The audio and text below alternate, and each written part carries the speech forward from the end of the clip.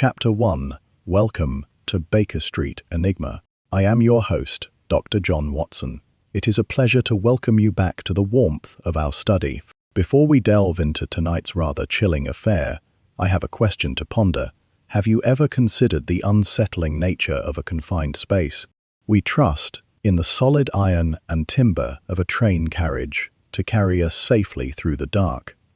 Yet what happens when that very sanctuary becomes a locked room from which dozens of souls simply evaporate? Leave your thoughts in the comments on how you might explain the impossible. Now, draw your chair closer to the fire. The snow is thick upon the ground, and a most perplexing mystery awaits us. The frosty evening of December the 12th was marked by skies so unusually clear that the constellations seemed to pierce the cold canopy over London like shards of brilliant ice. A heavy, silent snowfall had blanketed the city throughout the afternoon, transforming the usually soot-stained streets into a pristine, white labyrinth. I had just returned to our lodgings at Baker Street after attending to a patient in Hampstead, my boots crunching rhythmically against the fresh snow, grateful for the biting, crisp air that had replaced the typical suffocating smog of the season. I found Sherlock Holmes not lounging in his usual armchair, but standing by the window, his breath plumbing in the draughty room as he peered through a brass magnifying glass at a row of glass vials lined up upon the frost-covered sill. He did not turn as I entered, though the sharp, metallic snap of his pocket watch closing indicated he had timed my arrival. He remarked, with that infuriatingly casual tone of absolute certainty, that I had elected to walk the final 2 miles from Regent's Park rather than secure a cab, and that I had stopped to assist a fallen pedestrian near the wrought iron gates of the Botanical Gardens. I paused, my heavy coat half removed, and demanded to know how he could possibly glean such a specific sequence of events from my mere presence in the doorway. Holmes finally turned, a faint, aristocratic smile playing upon his lips. He pointed out the distinct reddish clay that clung to the instep of my left boot, a soil composition unique to the newly excavated flower beds of Regent's Park, and the faint parallel scuff marks on the knees of my trousers, indicating I had knelt on the icy pavement to offer medical assistance rather than simply stumbling. It was a classic, effortless demonstration of his method, a reminder that to Holmes, the world was an open, endlessly readable book. Our quiet evening was abruptly shattered by the sound of heavy, frantic footsteps pounding up the stairs, moving with a desperate lack of decorum that completely ignored Mrs. Hudson's indignant protests. The door was flung open to reveal a man who was entirely unsuited to physical exertion. He was heavily built, dressed in the immaculate, albeit currently disheveled, worsted wool suit of a high-ranking corporate official. His face was flushed a deep, mottled crimson, and his breath came in ragged, panicked gasps. He leaned against the doorframe, his eyes wide and unblinking, staring at Holmes with the desperate intensity of a drowning man reaching for a lifeline. Holmes immediately identified him as Mr. Horace Tremblay, a senior director of operations for the Midland Railway, a deduction easily made by the silver, locomotive-shaped pin on his lapel and the distinct ink-stained calluses on his right hand, indicative of a man who signed endless pages of dispatch manifests.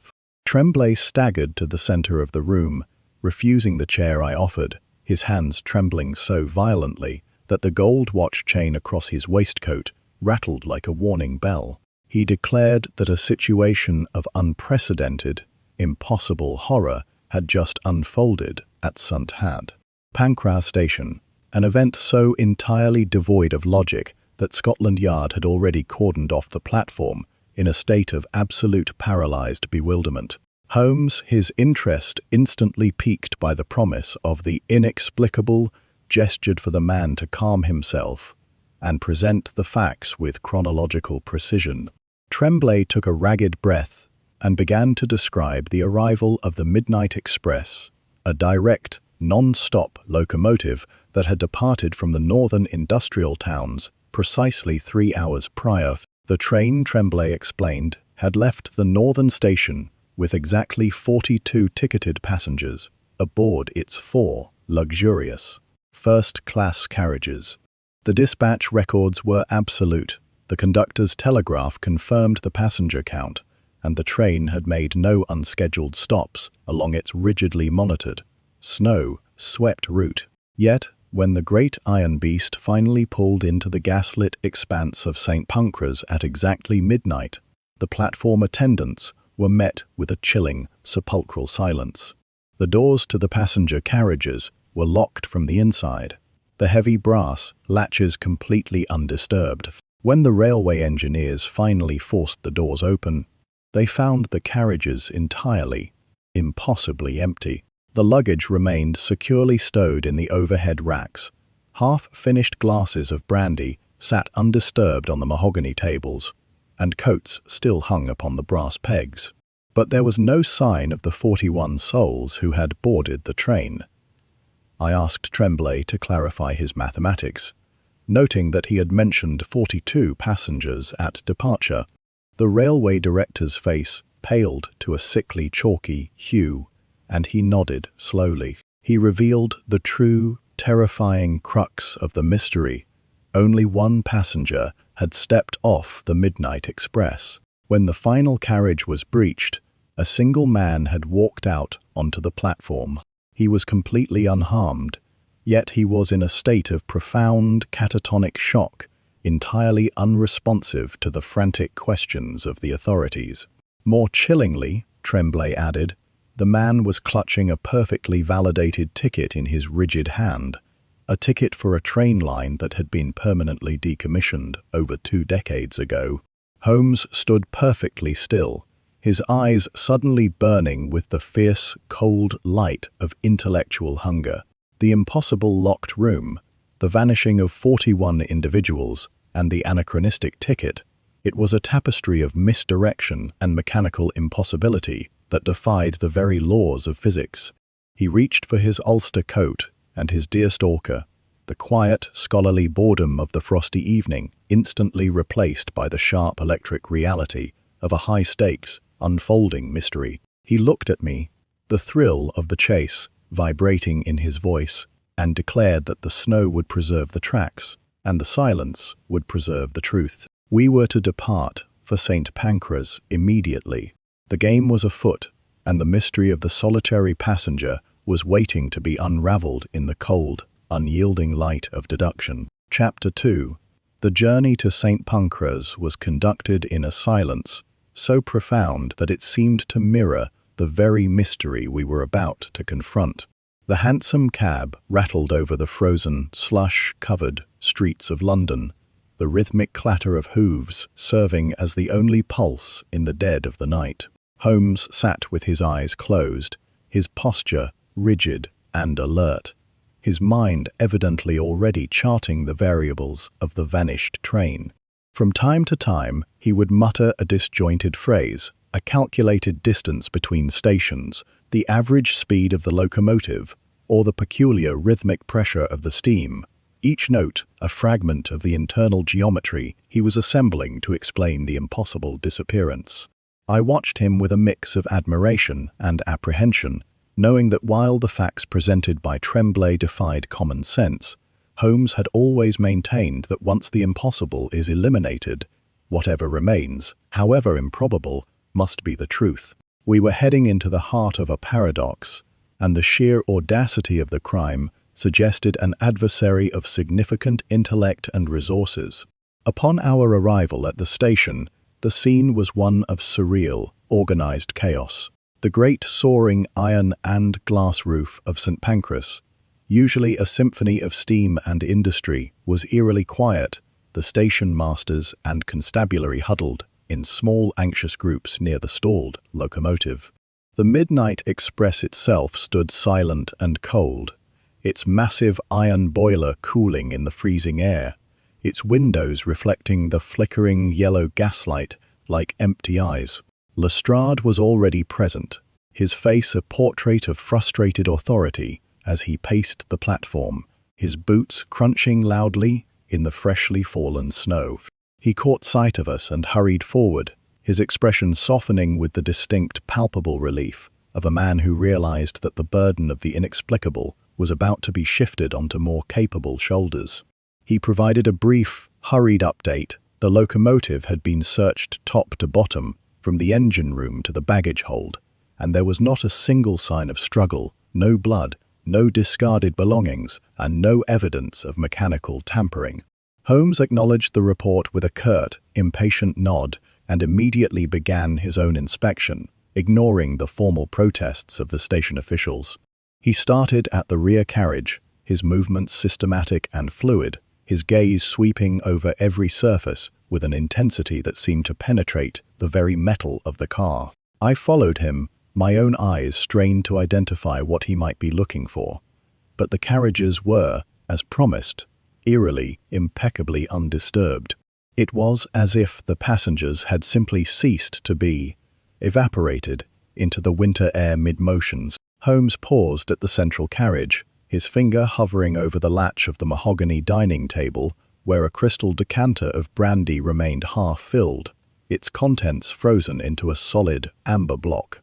He did not touch the glass, but instead leaned close, his nostrils flaring as he caught the subtle, lingering scent of a bitter almond-like aroma that clung to the velvet upholstery. I felt a sharp, cold spike of dread, the smell evocative of something far more sinister than an accidental vanishing. He then moved toward the carriage door that the railway engineers had forced open, examining the locking mechanism with a jeweler's magnifying glass. The latch was entirely free of scratches, indentations, or any physical trauma, confirming the director's assertion that it had been locked from the inside. Holmes straightened up, his movements slow and deliberate, and turned his attention to the floor of the carriage. He extracted a small, folding brush from his kit and meticulously swept the floor, collecting a minute, almost invisible dusting of fine, grey powder. He held the specimen up to the light, his eyes narrow and analytical, and carefully transferred it into a small, wax-sealed envelope. It was not soot, he whispered to me, but a substance that possessed the peculiar structural properties of a fine volcanic ash, an anomaly that struck me as entirely incompatible with the industrial coal-fired environment of the railways. The pieces were beginning to align, though the picture they painted was one that challenged the very foundations of the reality I understood. We moved to the engine room, where the fireman and engineer were huddled in the cold, their faces pale and their hands shaking with the residual trauma of the night. Holmes questioned them with a ruthless, clinical efficiency, ignoring their bewildered protestations of innocence. He wanted to know about any fluctuations in the train's pressure, any unexpected shifts in the locomotive's weight, and any unusual sounds that might have occurred during the transit.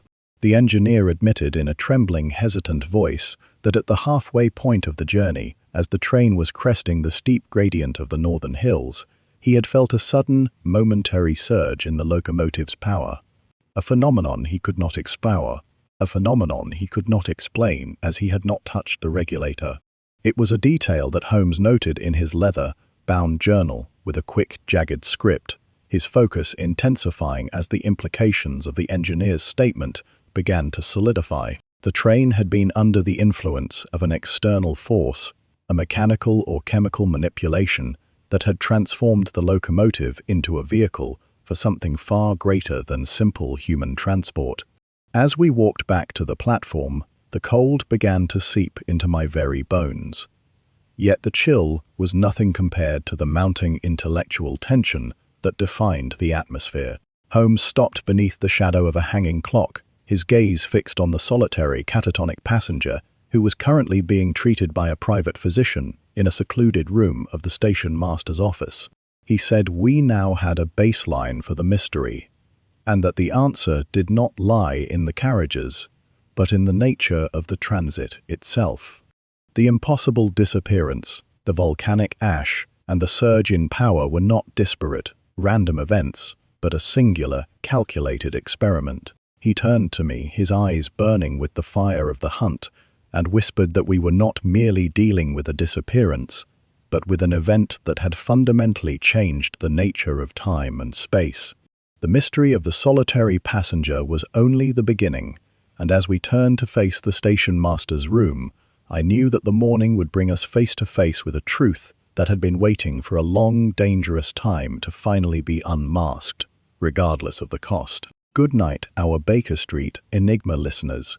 The world remains a complicated, often dangerous place, but tonight the truth is closer than ever, the puzzle is deepening, and the order of things is about to be, for the moment, restored. Stay sharp, stay vigilant, and remember that when the world seems most incomprehensible, the truth is merely the next, inevitable step in the long, meticulous process of deduction. The train sits silent, the tracks are cold, and the truth is waiting, somewhere in the catatonic mind of the survivor, to be finally, rightfully claimed. Chapter 3. The street Asian master's office was a cramped, utilitarian space, smelling of stale tea and the pervasive, coal-laden dust of the platform. Inside, the solitary survivor of the Midnight Express sat slumped in a high-backed chair, his gaze fixed on an invisible point in the air, his breathing shallow and rhythmic. He was a man in his late 50s, his clothes of a fine, if slightly dated, cut, yet his hands were calloused and stained with the telltale, blackened marks of a man who worked with intricate, delicate machinery. Holmes approached him not with the aggressive, demanding posture of an investigator, but with a quiet, observant patience. He took the man's pulse, his fingers hovering over the wrist with a professional, clinical delicacy, before turning to me with a look of intense, analytical concentration. The man's condition was not a result of a simple, psychological shock. It was the physical manifestation of a profound, high-frequency trauma, his nervous system having been pushed to the very threshold of its capacity to function. Holmes drew a small silver tuning fork from his pocket, struck it against the edge of the desk, and held the vibrating metal near the survivor's ears. The man's reaction was instantaneous and terrifying, a sharp, violent tremor that rippled through his frame, followed by a low, guttural moan that seemed to resonate from the very marrow of his bones. Holmes's eyes flashed with a spark of genuine, fierce recognition. He turned to me and whispered that the man's mind was a closed, locked vessel, its contents shielded by the very extraordinary event he had witnessed. The survivor had not been an ordinary passenger.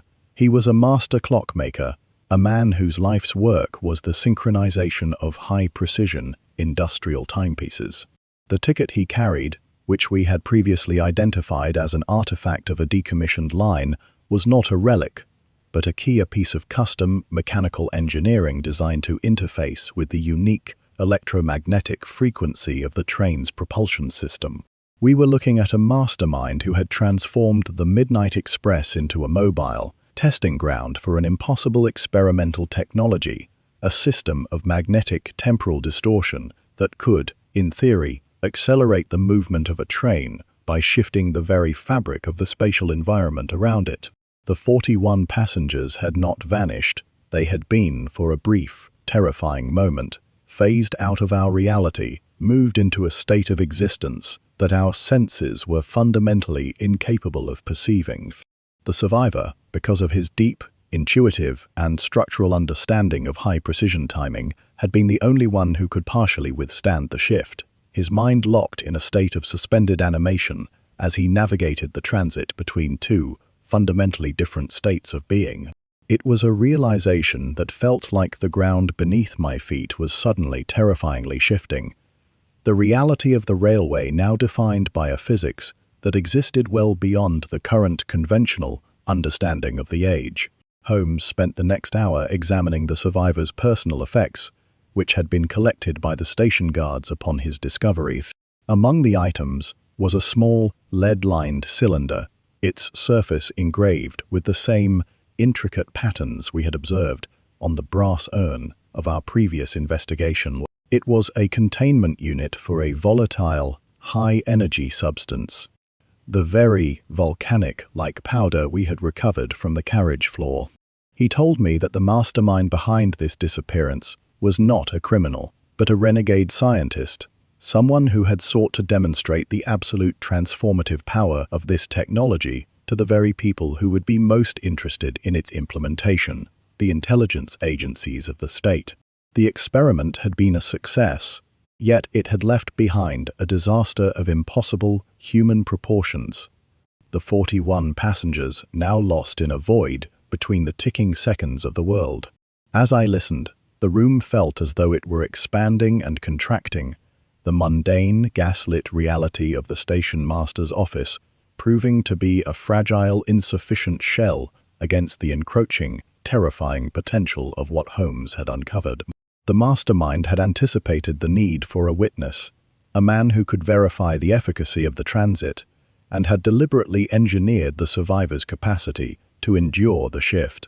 The conspiracy was, once again, a matter of power, the absolute, sovereign authority to control the flow of time and space itself, a weapon so devastating that it would redefine the very nature of the empire. Holmes gathered the cylinder, his movements final and decisive, his focus sharpening into a singular, unwavering intent. We were the only ones who possessed the knowledge to track the renegade, the only ones who understood the mechanical and temporal architecture of the threat. We stepped back out onto the platform, the snow falling in thick, heavy curtains that blurred the silhouette of the train into a spectral, haunting outline.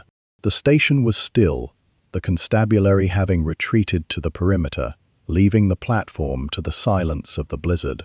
Holmes stood for a moment, his eyes scanning the tracks that stretched out into the dark, northern reaches of the city, his mind already calculating the trajectory of the next, inevitable experiment.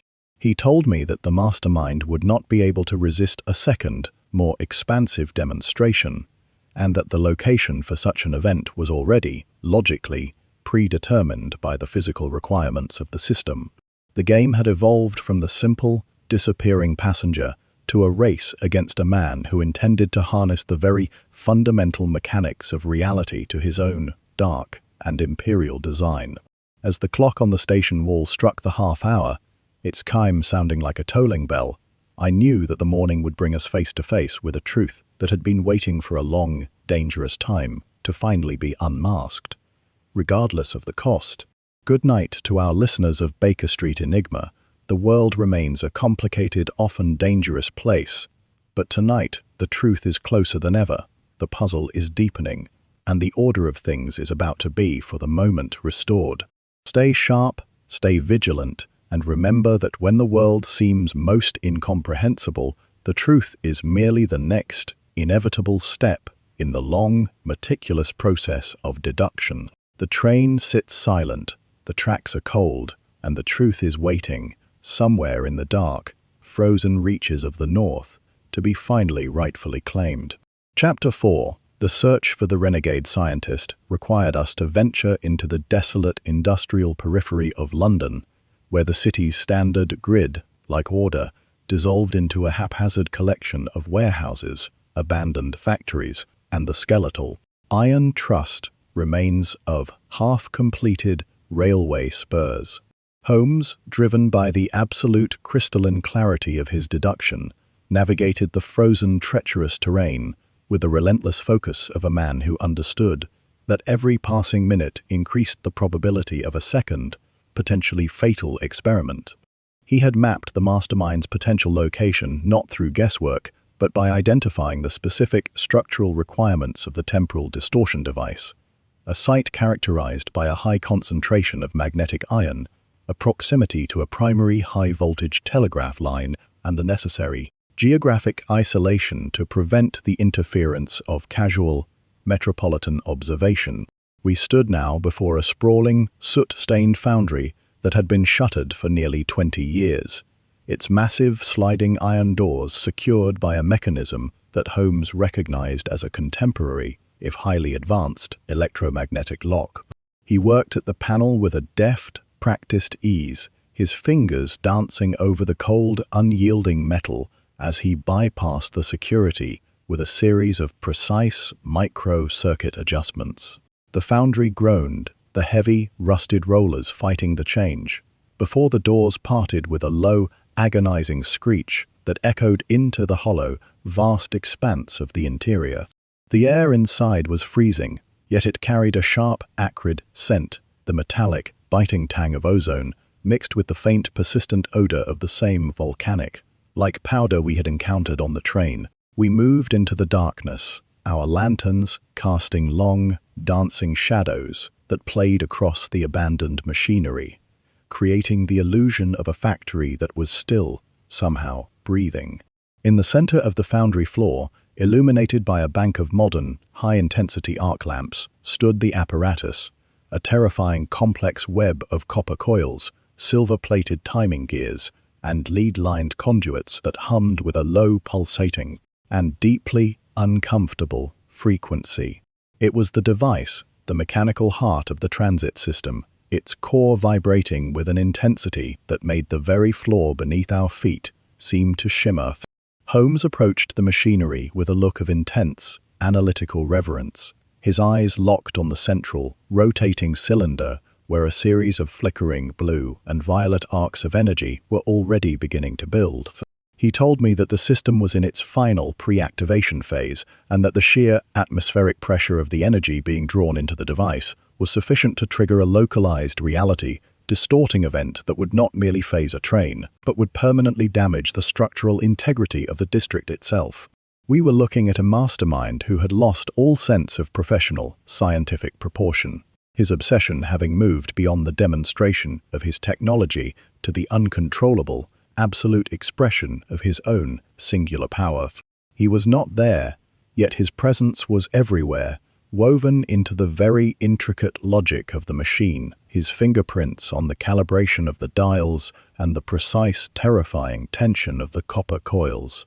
We had arrived not a moment too soon, the reality of the foundry now shifting as the machine began to exert its influence, the very air around us becoming thick, heavy, and distorted.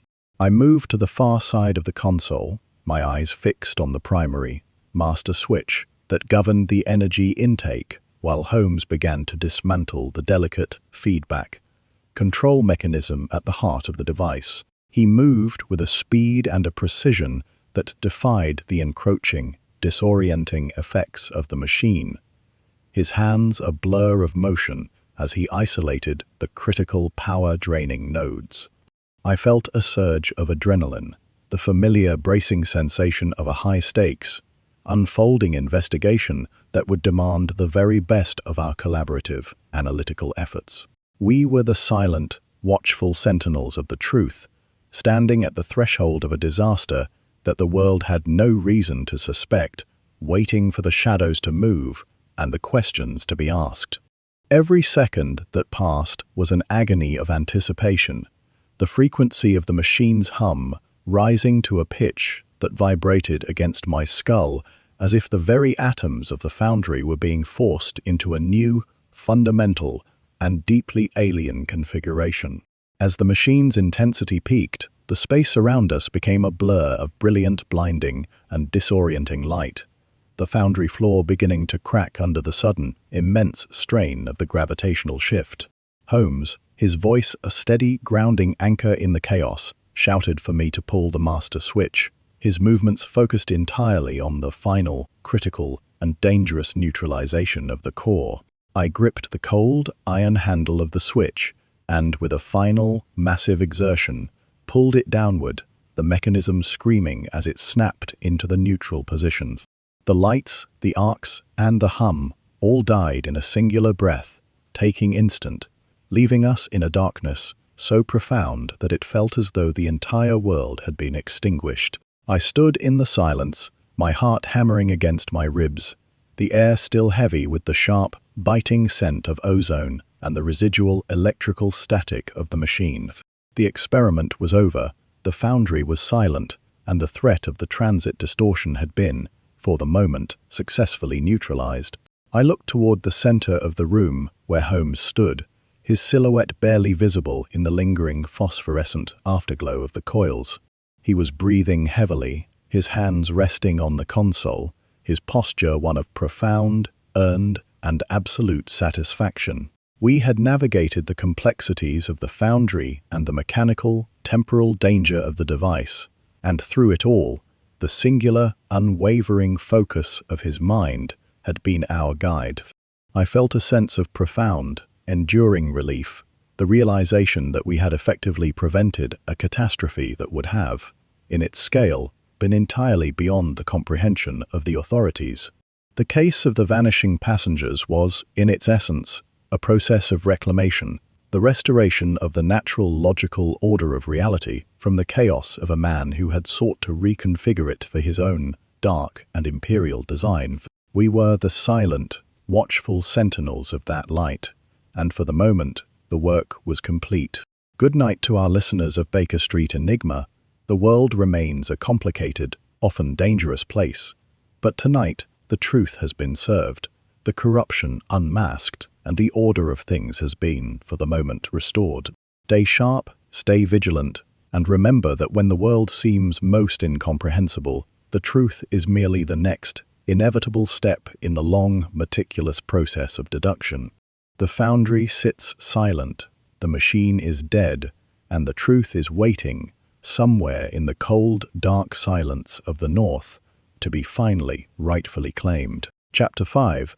The silence that followed the machine's collapse was not one of peace, but of profound, unsettling transition. As the phosphorescence faded into the grey gloom of the abandoned foundry, the sheer scale of what we had witnessed began to settle upon us. Holmes moved toward the center of the apparatus, his hands working with the cold, methodical precision of a surgeon as he began to dismantle the central core, salvaging the data-sensitive components that would serve as the incontrovertible proof of the experiment. I stood by the primary switch, my pulse still racing, listening for any sign that our intrusion had been noticed by those who had funded this catastrophic endeavor. The foundry, once the site of a revolutionary, if terrifying, scientific advancement, was now merely a tomb of twisted copper and broken dreams, a testament to the fatal arrogance of a man who had sought to master the mechanics of reality without acknowledging the limits of his own frail humanity. Holmes stood suddenly, his gaze fixed on a small concealed compartment at the base of the console, which he pried open with the flat of his blade. Inside lay a ledger, its pages densely packed with a shorthand that was as intricate as it was alarming, a detailed log of the experimental runs, including the precise temporal coordinates of the 41 missing passengers. He leafed through the pages, his expression a mask of grim, analytical intensity, and remarked that the mastermind had not been working in isolation. He had been operating under the direct, secret oversight of a private, international syndicate that specialized in the acquisition of disruptive, game-changing technology. The train incident had not been a mistake, but the final, successful proof of concept for a system designed to transport cargo across the globe in a matter of seconds, bypassing the conventional, vulnerable channels of trade and security. We were standing in the wreckage of a project that was worth more, in terms of global influence, than the entire combined GDP of the northern industrial towns. The realization brought with it a renewed sense of urgency. If the syndicate believed the foundry was compromised, they would move with a swift, ruthless efficiency to erase the evidence, and, by extension, anyone who stood in their path. Holmes handed me the ledger, his voice low and command-driven, and told me that our next immediate step was to facilitate a secure, anonymous delivery of the information to the highest, most trusted levels of the Admiralty. We had to move with the absolute practiced discretion of men who understood that the machinery of the state, while often slow and bureaucratic, was the only force capable of mounting a counter-operation against such a deeply entrenched international syndicate. We gathered the recovered evidence, the lead-lined cylinders, and the leather-bound journals, and moved toward the exit, the foundry's cold, hollow space now feeling like a trap waiting to be sprung. We navigated the darkness with the same silent and predatory focus we had employed upon our entry, our presence once again the anomaly in a landscape of industrial decay. As we stepped out into the biting, snow-filled air of the night, the city seemed to hold its breath. The vast, expansive skyline of London looming in the distance like a monolith of indifference. The handsome cab we had left idling in the shadows of an adjacent warehouse was still there, the driver, a man of few words and even fewer questions, waiting with the stoic patience of a creature of the city. We climbed in, the warmth of the carriage providing a momentary, jarring transition from the freezing, metallic cold of the foundry.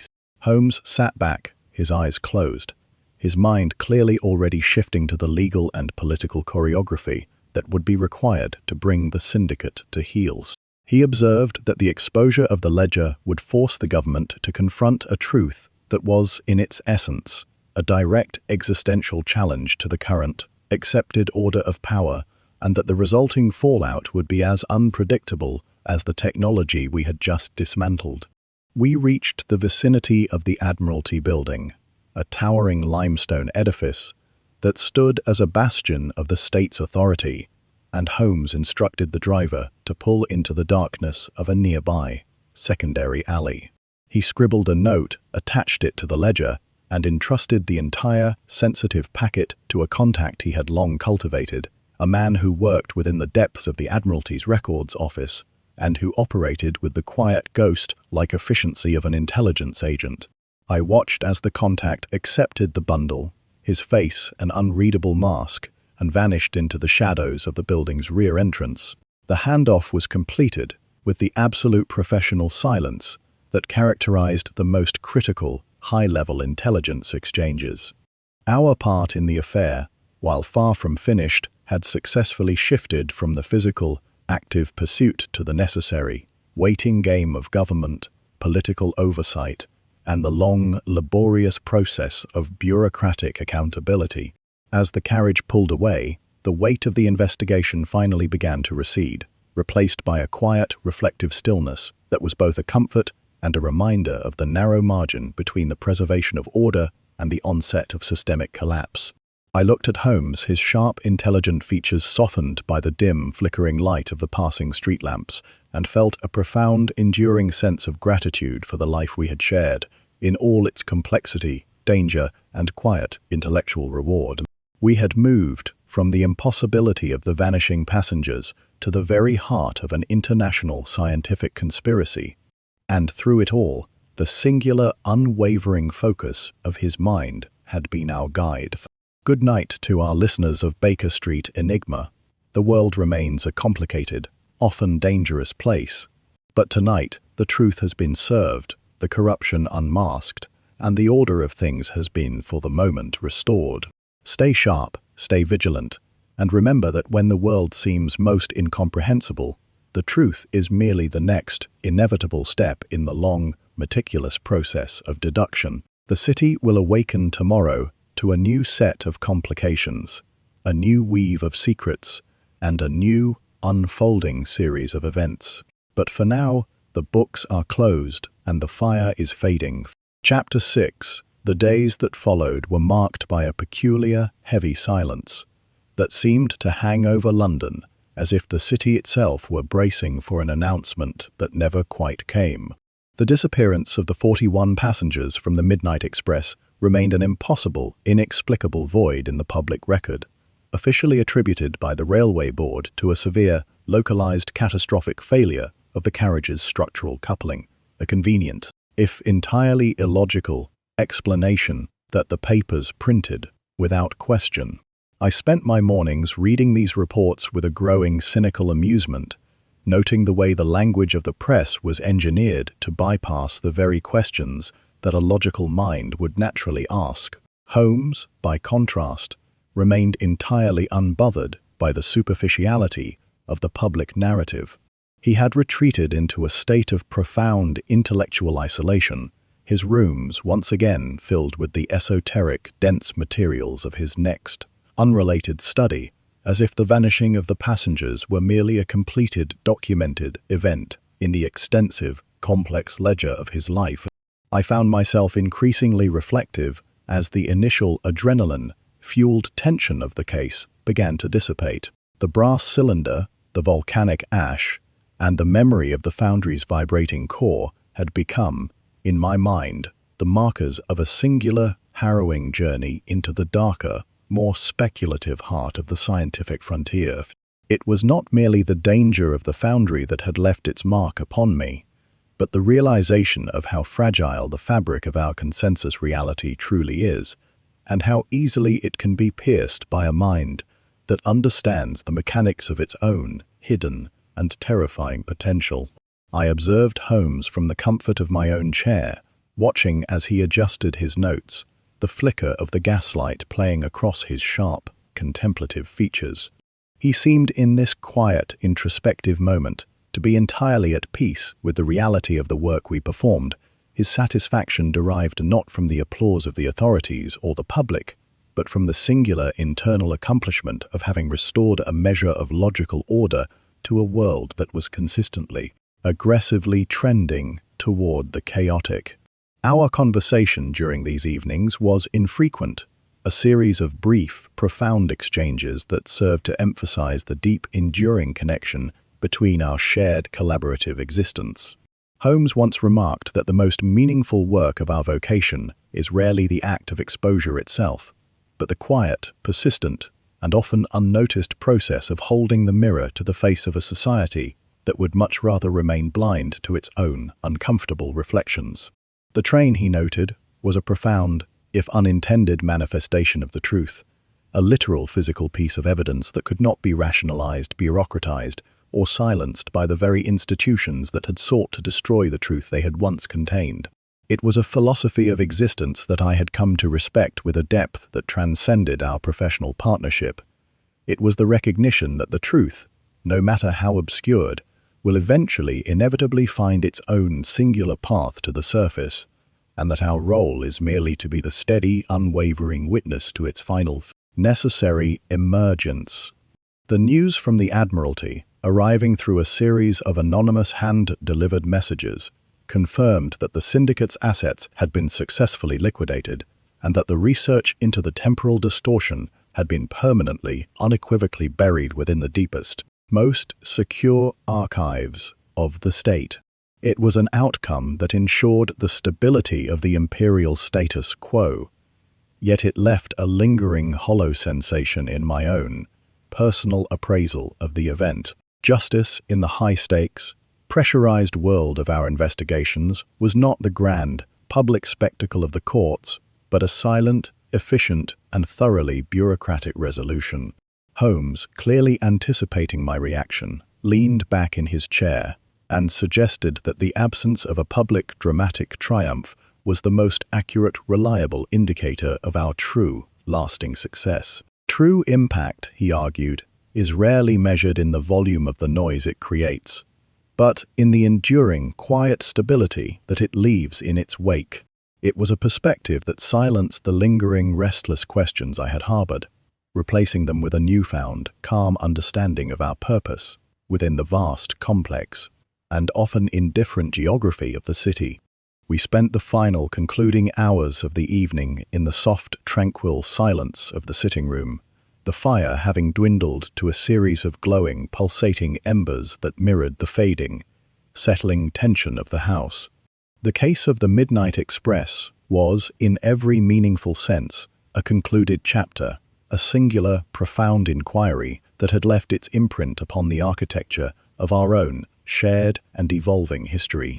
I looked at my friend, the consulting detective who had become the silent, watchful axis upon which our world turned, and felt a profound, enduring gratitude for the life we had shared in all its complexity, danger, and quiet intellectual reward.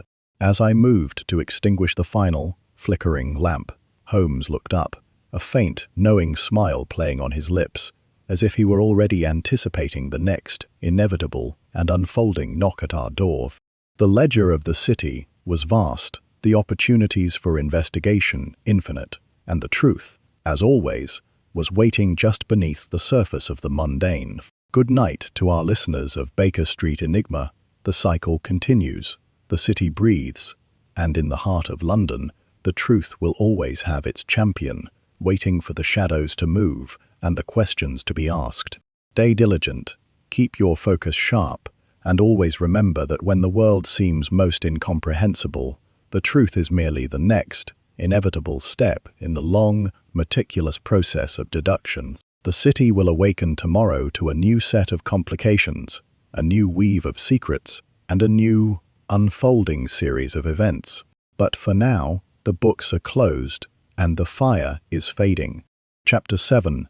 The peace of our Baker Street sanctuary was, as always, a temporary fragile grace, easily disrupted by the persistent, discordant demands of the city's darker, unmapped realities.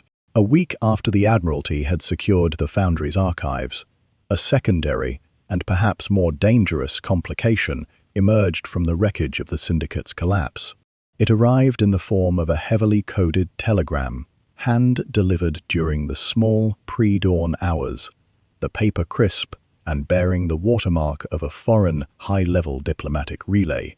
Holmes decoded the message with his usual rapid and clinical efficiency, his face tightening into a mask of sharp, immediate apprehension.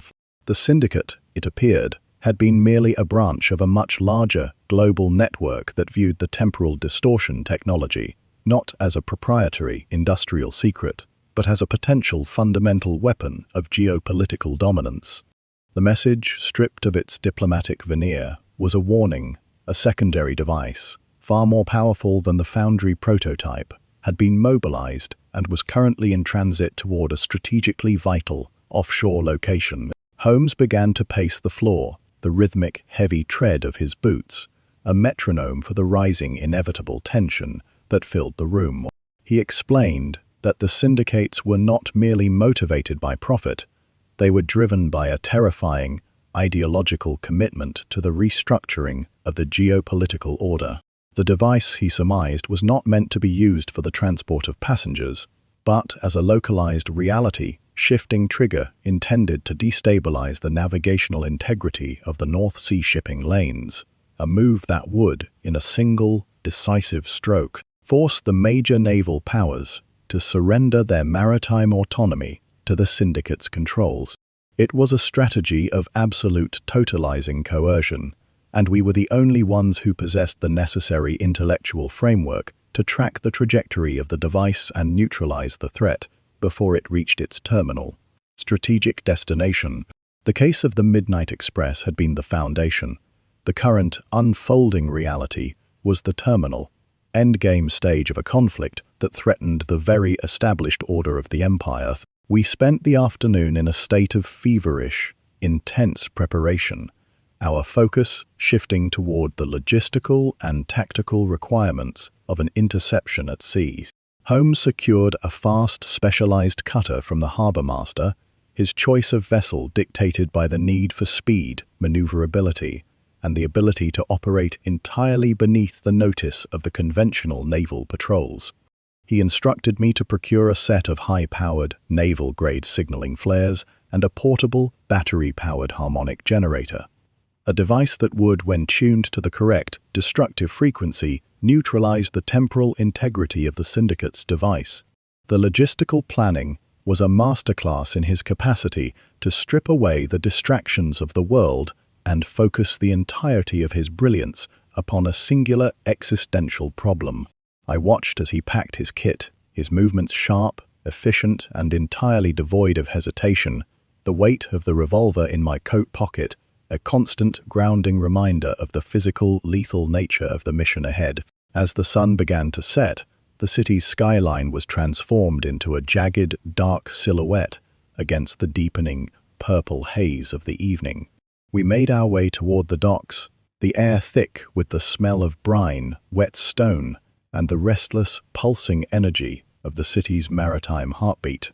We boarded the cutter, a sleek, efficient craft that cut through the water with the quiet predatory grace of a shark, its presence entirely unnoticed in the vast, busy expanse of the harbor. Holmes took the helm, his eyes fixed on the navigational charts, with an intensity that seemed to guide the very movement of the tides, his posture taut and alert. We moved into the open, grey-green expanse of the North Sea, the familiar, known landmarks of the city fading into the distance until there was nothing left but the endless rhythmic heave of the water and the cold, unfeeling stare of the stars. The journey was a period of calculated, heavy silence, the only sound the rhythmic, steady slap of the waves against the cutter's hull and the distant, low moan of a foghorn. Holmes remained at his post, his gaze fixed on the horizon, his mind clearly operating in a state of deep, predictive modeling, anticipating the interception of the syndicate's vessel. He told me that the vessel we were hunting was likely masquerading as a merchant ship, its true and terrifying payload hidden deep within the belly of its hold, well beneath the reach of any casual boarding inspections. We were going to a place where the standard international laws of the sea held no sway, a territory where the syndicate's influence was absolute, and our presence would be met with an immediate, lethal response. I felt a surge of adrenaline, the familiar, bracing anticipation of an investigation that would test the very limits of our combined resources. As the night deepened, the fog began to roll in, a dense white shroud that swallowed the horizon and transformed the sea into a small, claustrophobic circle of light around our vessel. Holmes signaled for us to slow our pace, his ears tuned to the distant, muffled pulse of a large mechanical engine echoing through the mist.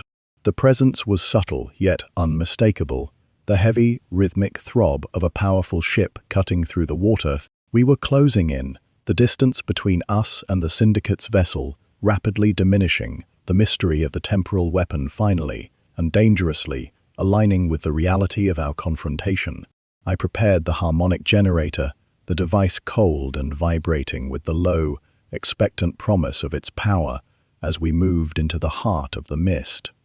The truth waiting somewhere in the cold, dark silence of the sea to be finally, rightfully claimed. Good night, our Baker Street Enigma listeners. The world remains a complicated, often dangerous place, but tonight the truth is closer than ever. The syndicate is being hunted, and the order of things is about to be, for the moment, restored. Stay sharp, stay vigilant, and remember that when the world seems most incomprehensible, the truth is merely the next, inevitable step in the long, meticulous process of deduction. The sea is deep, the fog is thick, and the truth is waiting to be caught. Chapter 8. The cutter ghosted through the fog, its engine reduced to a whisper that barely rippled the surface of the black, churned water. Holmes stood at the bow, his silhouette as rigid as a carved figurehead, his eyes tracing the faint acoustic signature of the merchant ship that pulsed through the heavy air. We were within striking distance now. The metallic throb of the larger vessel's screws vibrated through the floorboards of our own deck, a rhythmic, deep-seated tremor that spoke of mass, of purpose, and of hidden, dangerous potential. Suddenly, the mist parted, revealing the towering, dark hull of a freighter that sat low in the water, its deck shrouded in the gloom and its navigation lights extinguished as if it were a predator attempting to vanish into the very fabric of the night. It was an unmistakable, deliberate act of concealment, the hallmark of an operation that had everything to hide and everything to gain by remaining invisible to the casual, maritime observer. Holmes gestured for me to ready the harmonic generator, his hand hovering over his own service weapon as he calculated the precise moment to execute our approach. We were to close the distance, scramble onto the freighter's aft deck under the cover of the fog, and move directly to the hold where the temporal weapon was clearly being housed. The plan was a masterclass in the audacity of desperation, relying entirely on the element of total surprise to overcome the superior numbers of the syndicate's private guard. I felt the sharp, cold bite of the sea spray against my face, the salt-slicked wood of the cutter beneath my boots, and the mounting, suffocating tension that defined the moments before the inevitable breach. We accelerated, the engine's purr shifting into a surge of power, and as the gap between our vessels vanished, the freighter's high, iron-walled side loomed above us like a cliff face in the dark. We vaulted over the railing, our boots landing on the wet, salt-crusted deck with a muffled, singular thud that sounded in the profound silence of the North Sea, like a thunderclap. Holmes was in motion instantly, his form a dark streak moving toward the companionway with the predatory, calculated efficiency of a man who had already mapped every inch of the ship's interior. We descended into the bowels of the vessel, the atmosphere becoming increasingly thick, heavy, and resonant with the same vibrating frequency we had encountered in the London foundry. A clear, unambiguous signal that the temporal device was active and already beginning to distort the immediate, local reality. The hallway was a labyrinth of steel doors and flickering, dying gaslights, the air smelling of oil, sweat, and the sharp, metallic tang of an impending, catastrophic electrical discharge. We moved toward the hold, the sound of our own hearts hammering against our ribs, the realization that we were entering the primary operational core of the syndicate's weapon, finally becoming a terrifying, undeniable reality. A guard emerged from a doorway, his face a blur in the dim light. But before he could raise his weapon, Holmes had neutralized him with a single, precise strike, his movements as fluid and decisive as a closing trap. We pressed on, our focus absolute, the frequency of the device rising to a pitch that made the very bulkhead shudder and the air around us feel thin, electrically charged, and deeply, fundamentally alien. We reached the heavy, reinforced door of the main cargo hold, and as Holmes began the final, critical work of breaching the lock, the ship itself seemed to lurch, as if the gravity beneath us had been fundamentally altered by the device's activation. I looked through the viewing port, the interior of the hold a cathedral of shimmering violet energy, the massive humming core of the weapon clearly visible as it bent the light around it, creating a visual, impossible distortion that defied the standard, expected reality of the physical world. We burst through the threshold, our weapons leveled at the shadow-filled, glowing interior, the intensity of the light forcing us to squint against the blinding, refractive glare of the core. There were 3 men standing around the console, their faces illuminated by the frantic, shifting patterns of the temporal readout, their eyes wide with the realization of our presence and the utter chaotic impossibility of the situation. Holmes commanded them to surrender, his voice a steady, authoritative anchor in the swirling, distorted reality of the hold. But the lead technician, his face twisted by a mixture of religious, scientific fervor and sheer, panicked survival, reached for the secondary, fail, safe trigger. It was a moment of absolute freezing clarity, the realization that we were not merely fighting for the safety of the shipping lanes, but for the very integrity of the physical world. I activated the harmonic generator, the device in my hands leaping to life with a high-pitched, piercing whine, its signal tuned to the destructive, counter-frequency of the temporal core. The effect was instantaneous and profound. The air in the room seemed to shatter like glass, a shockwave of soundless, kinetic energy forcing the technicians to their knees and causing the device's hum to stutter into a deep, discordant groan. The light began to fade, the violet arcs of energy collapsing into the darkness of the core, the reality of the hold slowly beginning to return to the cold, wet, and stable reality of the ship. Holmes moved with a predatory final intensity, securing the technician and the others as they slumped in the wake of the harmonic collapse, their efforts to control the device now completely, definitively rendered moot. The threat had been neutralized, the weapon dismantled, and the syndicate's control over the North Sea broken in a singular devastating moment of technical, analytical supremacy. I leaned against a crate, my breath coming in ragged, shallow gasps, the silence of the hold returning as the machine's power finally flickered and died. The ship groaned, the natural rhythmic motion of the sea returning to its familiar, expected cadence, and as I looked at Holmes, who was already documenting the evidence with his notebook, I knew that the morning would bring us back to the familiar, stable streets of London, the mystery of the temporal weapon finally, and rightfully, put to rest. Good night to our listeners of Baker Street Enigma. The world is vast, the mystery is deep, and the truth, no matter how obscured, will always be uncovered by the steady, unwavering application of reason. Stay sharp, stay vigilant, and remember that when the world seems most incomprehensible, the truth is merely the next inevitable step in the long, meticulous process of deduction. The ship is safe, the device is destroyed, and the truth is finally, rightfully, our own. Chapter 9, The Return to the London Docks, was a journey through the grey, melancholic aftermath of a storm, the freighter now trailing behind our cutter like a wounded, broken beast under the control of a skeletal crew and the stern, watchful eyes of the Admiralty agents we had alerted via the wireless.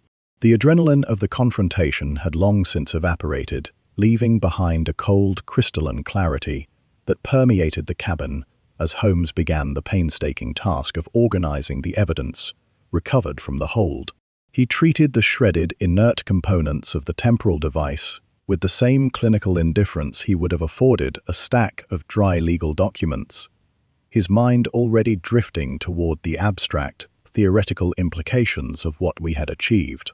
The syndicate's ship was effectively a floating morgue of failed ambition, its masters stripped of their influence, their grand design of maritime coercion now reduced to a series of frantic, panicked denials that would undoubtedly consume the attention of the state's most prestigious and perhaps most cynical legal minds.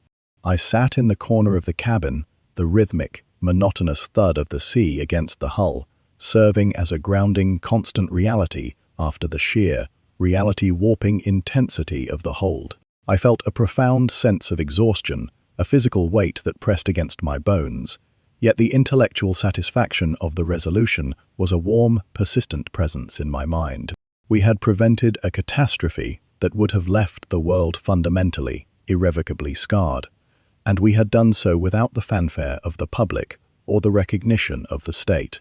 It was the quintessential, quiet, and necessary work of our vocation, to stand at the very edge of the precipice, to look into the darkness, and to ensure that the light of the ordinary world remained, for the foreseeable future, protected from the encroachment of the impossible. I looked at Holmes, whose profile was sharp and unyielding against the dim, flickering lantern, and wondered if he ever felt the burden of that knowledge, or if, for him, the truth was its own complete and sufficient reward. As the spires of London began to pierce the morning mist, the city appeared not as the bustling, vibrant engine of the empire, but as a fragile, delicate construction that we had, by the smallest of margins, helped to keep from unraveling. We docked at a secluded private quay where the Admiralty men waited, their presence as silent and efficient as the tide itself. Holmes stepped onto the pier with a deliberate, measured gait, his hands empty of the device, his focus entirely shifted to the handover of the remaining documentation, heavy proof of the syndicate's operations. There were no declarations of triumph, no dramatic handshakes, only the curt, professional exchange of documents and the silent, knowing nod of men who shared the heavy burden of keeping the world's most dangerous secrets. The syndicate was no longer a shadow organization. It was now a series of file folders, names, and bank accounts that would be systematically dismantled by the very structures of the government it had once sought to control. We returned to Baker Street under the pale, watery light of the sunrise, the streets finally beginning to stir with the early, industrial life of the morning. The quiet of the house was a profound, welcome contrast to the metallic, vibrating frequency of the ship's hold. The familiar, comforting scent of pipe tobacco and old parchment, welcoming us back into the sphere of our own personal existence. I felt a surge of relief that was almost overwhelming, a visceral acknowledgement that we had, once again, navigated the dangerous waters of the impossible and returned to the relative stable safety of the mundane. Holmes moved to his chair, his movements finally beginning to show the strain of our protracted, high-stakes investigation, his eyes closing in a moment of rare, earned rest. He remarked with a faint, weary smile that the city is a magnificent, flawed machine, and that our role is not to perfect it, but to ensure that the cogs of justice continue to turn in the face of the corruption that seeks to grind them to a halt. It was a philosophy of necessary, quiet intervention, a recognition that the truth is rarely a clean or satisfying conclusion, but a vital, often uncomfortable reality that must be acknowledged for the world to continue its slow, forward-moving progress. I sat in the armchair across from him, the weight of the investigation finally slipping from my shoulders, the silence of the room, now a source of deep, abiding peace rather than an expectant, pre-storm tension. We had moved from the impossibility of the vanishing passengers to the heart of an international, temporal conspiracy, and through it all, the singular, unwavering focus of his mind had been our guide. I felt a profound, enduring gratitude for the life we had shared, in all its complexity, danger, and quiet intellectual reward. As I watched him, I knew that tomorrow would bring a new unfolding mystery. But for today, the ledger was closed. Good night to our listeners of Baker Street Enigma. The world remains a complicated, often dangerous place. But tonight the truth has been served, the corruption unmasked, and the order of things has been, for the moment, restored. Stay sharp, stay vigilant, and remember that when the world seems most incomprehensible, the truth is merely the next inevitable step in the long, meticulous process of deduction. The city will awaken tomorrow to a new set of complications, a new weave of secrets, and a new unfolding series of events. But for now, the books are closed, and the fire is fading. We have seen how the echoes of a global obsession could manifest in the 19th century, and how a meticulous, logical inquiry could eventually expose the scope of the conspiracy. It was the quintessential mystery of our vocation, the realization that the past is never truly dead, but merely waiting for someone to ask the right, inconvenient questions. May your dreams be clear, may your inquiries be logical, and may you always have the courage to look beneath the surface. Chapter 10, The Aftermath of the Seabourn Confrontation, unfolded with a deliberate surgical precision that left little room for the chaotic interference of the public. Back in the sanctuary of Baker Street, the physical toll of our endeavor began to manifest in the uncharacteristic stillness of the room. Holmes remained seated at his desk, his posture unusually rigid, his attention fully consumed by the meticulous task of cataloguing the final, remaining fragments of the temporal device. The Admiralty had requested a comprehensive, written analysis of the syndicate's methodology, a document that would serve as both an instructional guide for their own burgeoning intelligence division and a formal historical record of the event. I spent the morning assisting him, recording his dictated thoughts as he laid out the structural mathematical logic behind the distortion technology, his voice a steady, clinical instrument of fact that dissected the impossible with the same ease he applied to a common burglary. We were documenting a threshold of human knowledge that had been reached, and for the sake of the status quo, immediately and permanently suppressed. Pendergast, the survivor of the original Northern Transit experiment, had been granted a quiet, monitored reintegration into society, his memory of the event fragmented by the trauma of the temporal shift. I checked on him at his recovery residence on the final day, finding him improved, his focus slowly returning to the intricate, clockwork craft that had once defined his professional life. He spoke of the train, not as a nightmare, but as a dream of mechanical perfection that had somehow, inexplicably, breached the limits of the physical world. It was a poignant reminder of the human cost of the syndicate's grand, imperial ambition. A man who had been a witness to the impossible, now left to negotiate the simple, linear progression of his own, mundane existence. I returned to our rooms with a sense of quiet finality, the weight of the investigation now entirely shifted into the secure, vaulted archives of the state, where it would remain protected from the curiosity of the world until the end of time. Holmes was waiting for me, his demeanor once again shifted back to the impatient, restless energy that characterized his typical, non-investigative life. He had received a correspondence from an acquaintance in the scientific community, a man who had been peripherally involved in the syndicate's early ethical research, who confirmed that the technology had been successfully dismantled in its entirety, with every individual component now locked in a deep, subterranean vault under the direct personal supervision of the First Sea Lord. It was the definitive, final conclusion to the Midnight Express mystery. The syndicate had not merely been defeated, they had been effectively and thoroughly erased from the operational landscape of the empire, their resources absorbed, their influence neutralized, and their very existence now treated as a dangerous systemic anomaly that no official, government-sanctioned historian would ever dare to document. We had, in effect, performed the final, necessary act of administrative hygiene. As the sun began to dip below the London skyline, casting long, dramatic shadows across the study, I found myself reflecting on the nature of our lives, how we consistently operated in the liminal spaces between the mundane and the dangerous, the known and the inexplicable. We had navigated the complexities of the temporal weapon and the lethal, systematic efficiency of the syndicate, and through it all, the singular, unwavering focus of his mind had been our guide. I looked at Holmes, whose profile was sharp and unyielding against the dim, flickering light, and felt a profound, enduring sense of gratitude for the life we had shared, in all its complexity, danger, and quiet, intellectual reward. He caught my gaze, a rare momentary softness flickering in his eyes before he once again turned his attention to his work, his mind already leaping ahead to the next, inevitable, and unfolding challenge that the city would, with its characteristic, unfeeling rhythm, eventually produce.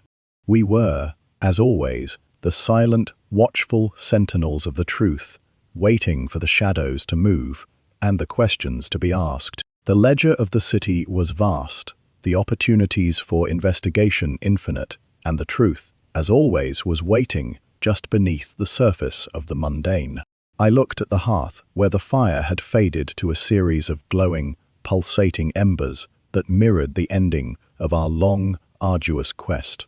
The case of the Midnight Express was finally unequivocally closed, its secrets safe within the cold, bureaucratic heart of the government and the fading, fragile memory of the survivor. I felt a sense of profound, abiding peace settle over me, the silence of the room now a source of deep, abiding rest rather than the tense, pre-storm anticipation that had defined our early investigative efforts. Good night to our listeners of Baker Street Enigma. The world remains a complicated, often dangerous place, but tonight the truth has been served, the corruption unmasked, and the order of things has been, for the moment, restored. Stay sharp, stay vigilant, and remember that when the world seems most incomprehensible, the truth is merely the next, inevitable step in the long, meticulous process of deduction. The city will awaken tomorrow to a new set of complications, a new weave of secrets, and a new unfolding series of events. But for now, the books are closed, and the fire is fading. We have seen how the echoes of a global obsession could manifest, and how a meticulous, logical inquiry could eventually expose the reach of the conspiracy. It was the quintessential mystery of our vocation, the realization that the past is never truly dead, but merely waiting for someone to ask the right, inconvenient questions. May your dreams be clear, may your inquiries be logical, and may you always have the courage to look beneath the surface. Chapter 1. The quiet that settled over Baker Street in the weeks following the dismantling of the syndicate's temporal project was a heavy, contemplative stillness, the kind that often follows the resolution of a case which touches upon the very fabric of human reality. I found myself frequently returning to the image of the Midnight Express, that silent, dark vessel of impossible transit, and the profound, unsettling ease with which a meticulously ordered society can be subverted by the application of knowledge that remains fundamentally, dangerously ahead of its time. Holmes, for his part, had transitioned with a startling, almost jarring speed back to his routine of chemical research. His sitting room once again transformed into a laboratory of test tubes, volatile reagents, and the persistent, acrid smell of burning sulfur. He seemed almost entirely detached from the gravity of our recent discovery, as if the entire affair were merely a minor, academic exercise in the limits of mechanical and temporal physics, already relegated to the dusty, inaccessible archives of his memory. I spent my afternoons watching the city through the frost-rimmed window of our study, noting the way the people of London moved with such oblivious, rhythmic predictability, completely unaware of the shadow that had so recently loomed over the stability of their world. It was a sobering realization, one that made the mundane, noisy complexity of our daily lives seem both fragile and precious. I often wondered if the world was truly as solid and reliable as it appeared, or if it were merely a temporary consensus-driven construct that could, at the hands of the right mind, be dismantled as easily as a clock. I shared these thoughts with Holmes during our infrequent, late evening meals, yet he would merely offer a faint, distant smile, his eyes fixed on the bubbling contents of his flask, suggesting that the search for meaning in the instability of the world is, in itself, a trap for the logical mind. His commitment was not to the philosophical, but to the tangible, to the observation, the deduction, and the singular, undeniable fact that could be used as an anchor in the shifting, chaotic ocean of the human experience. Our lives, defined by the singular focus of our partnership, had regained their familiar, comforting cadence, yet there remained a lingering, persistent tension, a sense that the door we had opened into the syndicate's dark, speculative research could never be truly, permanently closed. I heard, through my connections at the hospital, whispers of a sudden, unexplained surge in the research budgets of the Ministry of Defense, and I suspected, with a quiet, creeping dread, that the technology we had dismantled had already begun to find its way into the secure, state-sanctioned hands of those who would view it not as a threat, but as the ultimate decisive advantage. The cycle of power once initiated rarely moves toward a state of lasting, tranquil stability. It simply shifts, seeking new, more efficient, and more dangerous configurations of control.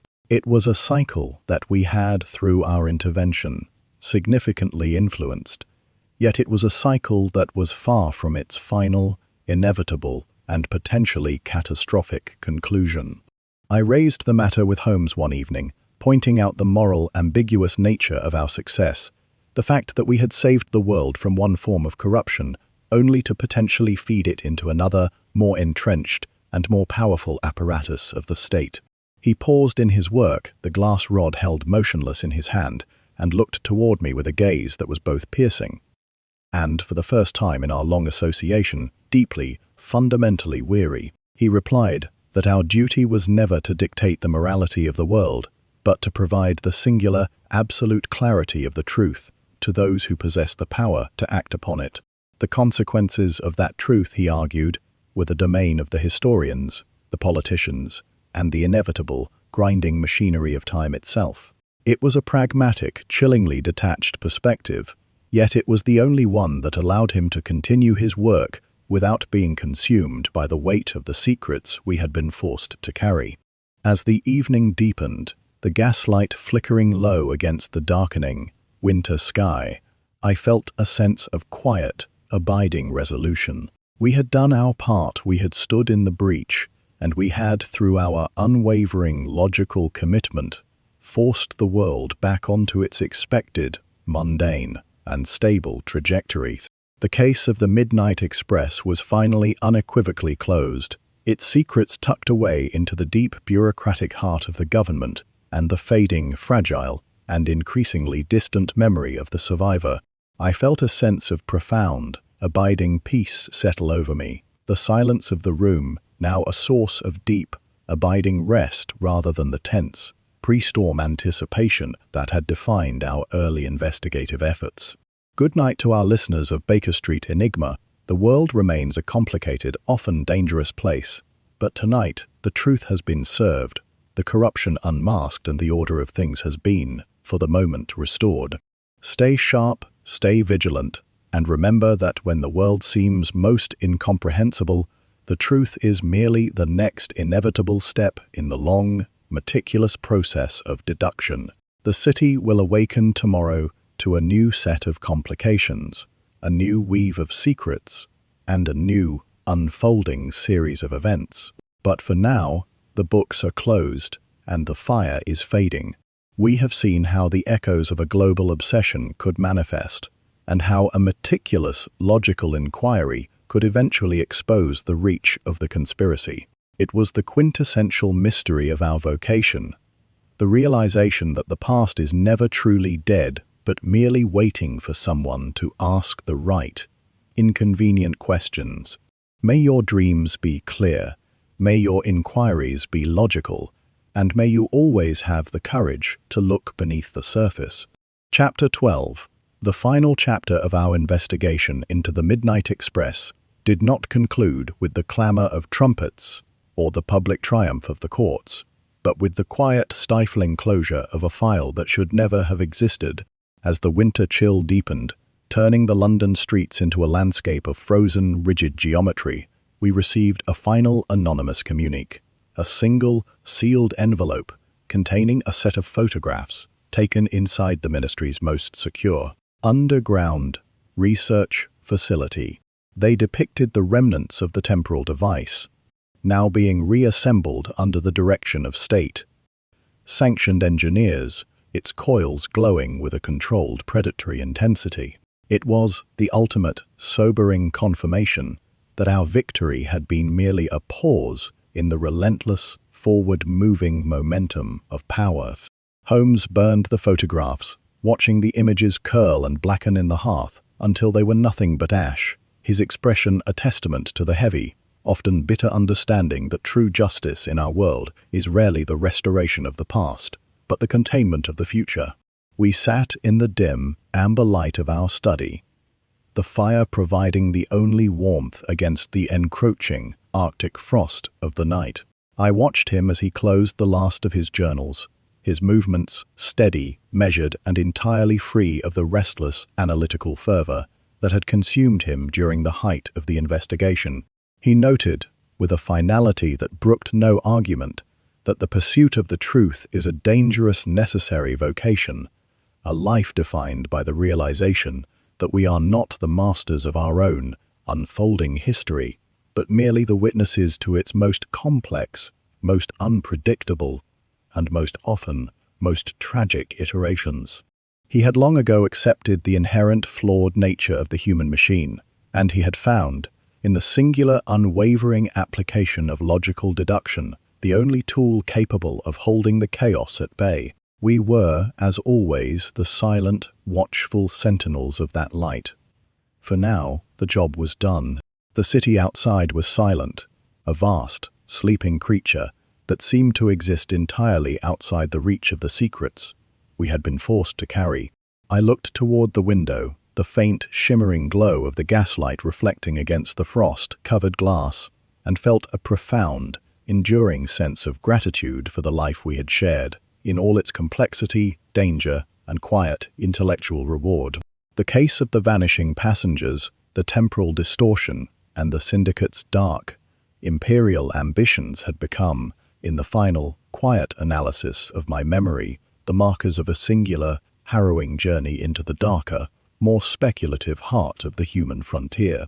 It was not merely the danger of the foundry or the freighter that had left its mark upon me, but the realization of how fragile the fabric of our consensus reality truly is, and how easily it can be pierced by a mind that understands the mechanics of its own hidden and terrifying potential.